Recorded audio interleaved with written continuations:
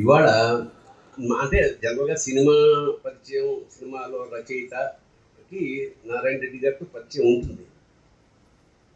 చాలా ఆత్మీయమైన పరిచయం.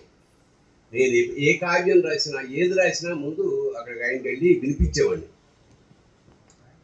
ఆయన కొన్నిసార్లు తట్టుకోలేక ఆనందం శబాష్ శబాష శబాష్ అనేవాడు.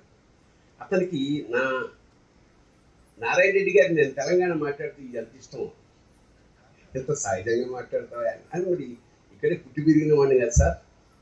కాబట్టి మా పేరెంట్స్ వాళ్ళు వెస్ట్ గోదావరి. ఇవాళ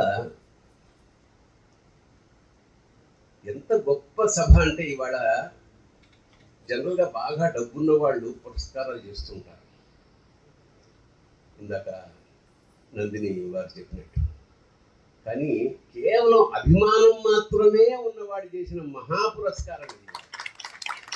అంతమంది కవుల్ని సేకరించి పైగా ఒక్కొక్కరు ఒక్కొక్క వాళ్ళ రంగాల్లో వాళ్ళ కవిత్వంలో మహా ఉద్దండులు అలాంటి వాడిని తీసుకొచ్చి ఆత్మీయ ఒక కుటుంబం చాలా ఆత్మీయ సత్కారం. లేదు ఎల్బీ స్టేడియంలో తులసి ఆకుతోటి బరువు తూచేశాడు, ఆత్మను గెలిచేశాడు రాముడు. ఇన్నిసార్లు అంటే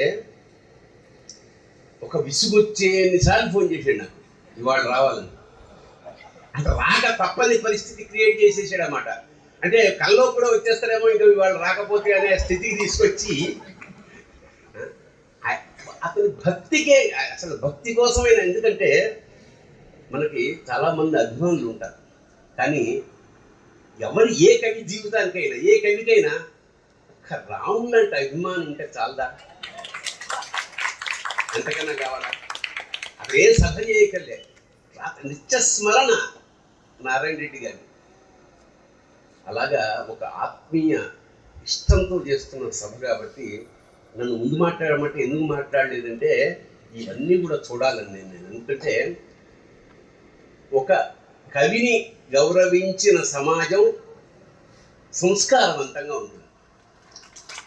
కవి ఉపకారం ఏమో చేయలేకపోవచ్చేమో, కానీ చస్తే అపకారం మాత్రం ఎవరికి ఇచ్చేదని అపారమైన నమ్మకం. ఎందుకంటే కీర్తిశేషుల్లో బయటపడ్డ అన్యాయం కూడా చేయగలరా మీ కవులు అంటాడు. అంత చేస్తాడా? చేయడు. కన్నీరు నింపుకుని రాస్తున్న వాళ్ళంతా. చేత ఇలాంటి కవులని ఆత్మీయంగా సత్కరించుకున్న ఈ వేడుకలో పాల్గొనడం ఇట్స్ ఎ మెమరీ. పైగా మనకి ముఖ్యంగా భానుగంటి వారు కవుల కష్టములు వ్యాసం రాశారు. అందులో ఎంత బాగా రాస్తాడంటే భారతీయ ఈ దేశంలో కవుల్ని గౌరవించినట్టు ప్రపంచంలో చాలామంది మన గత 10-15 ఏళ్ల క్రితం కవి ఉంటే మాసిన గడ్డం, చిరిగిపోయిన లాల్చి ఇలాగే ఉండేవాళ్ళు. కానీ అది కూడా మారింది వాళ్ళ.